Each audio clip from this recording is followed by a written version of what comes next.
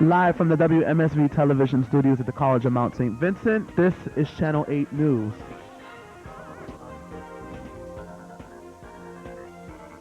Kerry Drake, I'm Michelle Ross, and here are today's top stories. The second Hunger Games movie, titled Catching Fire, was released this weekend and was one of the most eagerly anticipated movies of the year. Jennifer Lawrence and Josh Hutcherson returned as Katniss Everdeen and Peeta Mellark for the second movie of the series. The movie hauled in $307.7 million from around the world. Setting a United States and Canadian record for November sales, Catching Fire collected an estimated $161 million from Thursday night into Sunday. After winning the 74th annual Hunger Games, Katniss and Peeta begin a victory tour of the country and visit all the districts and families of those who lost their children. The same day they begin this tour, Katniss is visited by President Snow, who expresses that he is angry with her for breaking the rules at the last Hunger Games, which allowed both Peeta and Katniss to win. She defied the Capitol, which inspired rebellion in the districts. Forced to return for the 75th annual Hunger Games, Katniss and Peeta continue to fake their on-screen romance while trying to survive another round, but this time with experienced killers. Kerry?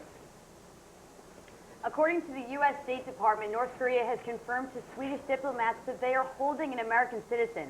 The State Department has declined to confirm the identity of the citizen, citing privacy issues, but the family of 85-year-old veteran Merrill Newman of California has confirmed that he has been detained in North Korea since October 26th. The Korean War veteran and retired financial consultant was last seen abroad a flight from Pyongyang to Beijing.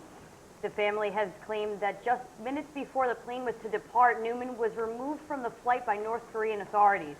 According to his wife, Newman and a traveling companion had been on a 10-day organized private tour of North Korea. The family has said Newman suffers from a heart condition and only had enough medication for the trip. The family's statement came just a day after the U.S. Secretary of State John Kerry called on North Korea to release the Americans being held. North Korea has yet to release a statement as to why it is holding Newman. Michelle? More than 11,000 children have been killed in almost a 3-year civil war in Syria. According to a report from the Oxford Research Group, this death toll is made up of young boys and girls who were tortured and executed. The group claimed that most of the children reported dead were killed in explosions while others were shot to death. Co-author of the report, Hannah Salema, made a statement saying that what is most disturbing about the findings is not only the number of children killed in the conflict, but the way that they are being killed. More than 1,000 of them were killed by snipers.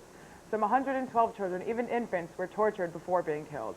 Both Syrian troops and rebel groups have been blamed for targeting civilians. These statistics are taken from casualty lists of Syrian organizations and include only named victims.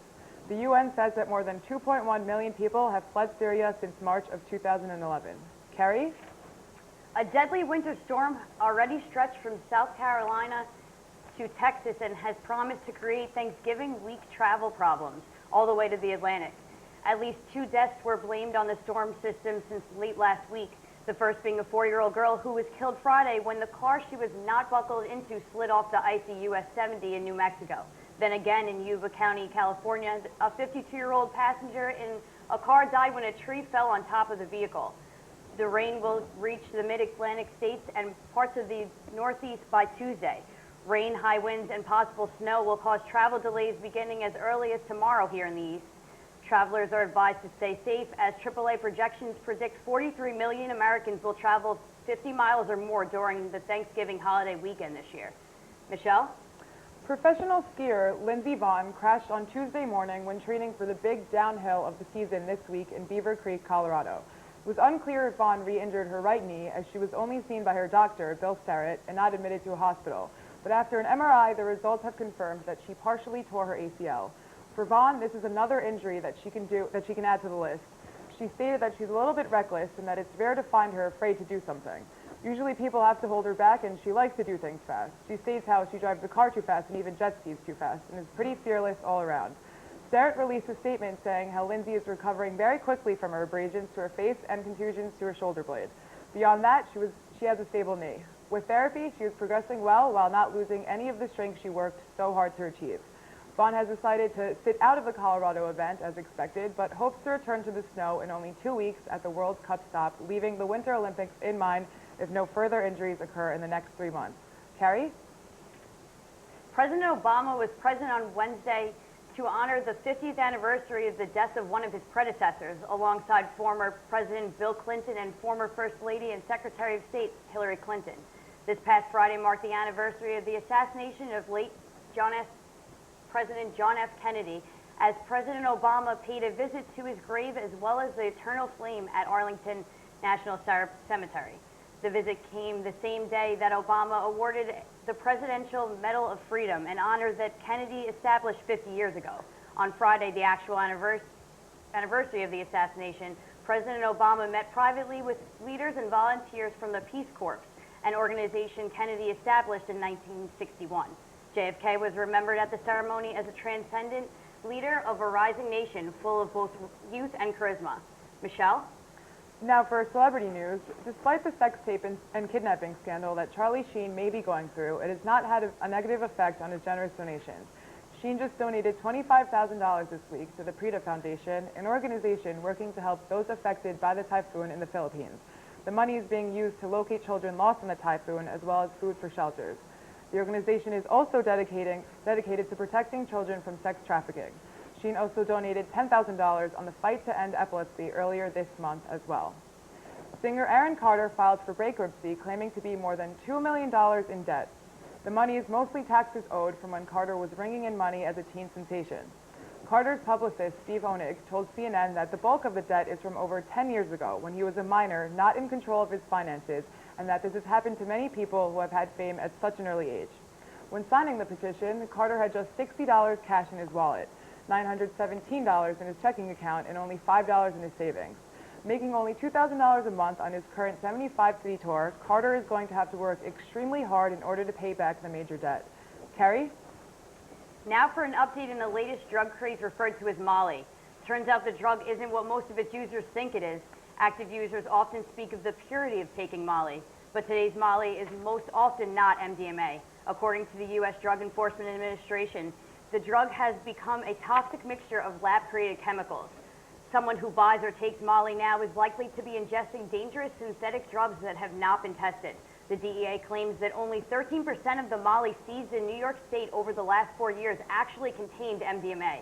The chemicals in Molly have been found in nearly every state in the U.S. as the DEA seized $95 million worth during a 2-day crackdown. Congress passed the Synthetic Drug Abuse Prevention Act in July of 2012, which controlled 26 compounds by name. The trouble is there are hundreds of compounds, and every time the government makes one illegal, chemists slightly alter the formula to make the substance that is no longer controlled. Michelle?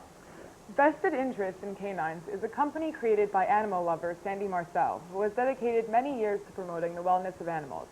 It is a common practice for police dogs to be enlisted in police departments across the United States, but bulletproof canine vests are not supported due to their budget. A canine vest retails at around $2,800, but Armor Express, a body armor company, has agreed to grant a government contract price, greatly lowering the vest to $950. So far, the organization has provided vests for 450 police dogs in 36 states. Children of a couple celebrating their 50th wedding anniversary contacted Marcel, stating that they wanted the canine vest as a gift to their parents' dog. So, the children surprised them at the anniversary party with the dog present. Thanks to many donors and volunteers, more and more vests are being made available to dogs around the country. Kerry? The Zumba instructor in Maine who ran a prostitution ring out of her fitness studio was released from jail this past Saturday for good behavior and participating in a work program. 29-year-old Alexis Wright walked out of the Maine jail after 8 a.m., serving nearly 6 months of a 10-month term for a prostitution case that rocked the New England town of Kenbrook last year.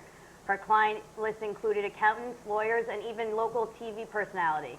The State Police and Drug Enforcement Administration began investigating the prostitution ring in 2011 after receiving a tip that there was more going on in the studio than a Latin dance fitness party. That's all we have for today. Tune in next week on Channel 8 for the latest top stories.